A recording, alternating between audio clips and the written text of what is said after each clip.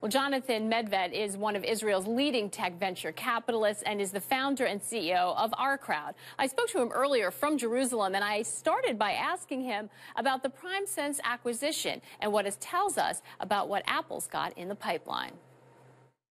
This acquisition of PrimeSense for $350 million follows their prior acquisition of Anobit for $400 million. Anobit was the maker of flash memory modules for the iPad.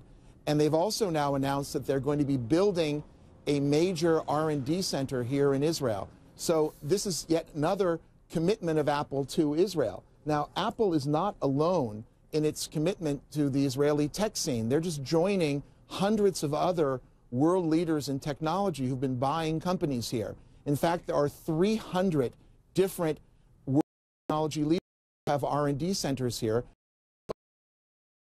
by making multiple of Israeli companies. And why do you think that is? What are these startups in Israel doing that have so many of these big tech companies from Silicon Valley coming and shopping? Is it the area that they're concentrating in?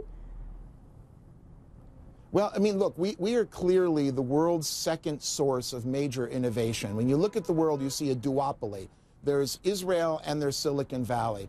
And whether it's in certain areas like 3D visualization or 3D motion sensors, which is PrimeSense's area, we're ahead. We're ahead in 3D printing. We're ahead in all kinds of digital printing. We're ahead in many kinds of social or mapping applications, whether it's in medical devices or in internet technology or cloud technology or big data and analytics. Israel simply has a huge cluster of technologies. Each year, over 600 Israeli companies are getting venture capital funding. So it's a very, very dense venture capital environment. These companies then grow up, they either get bought or they actually go public in New York.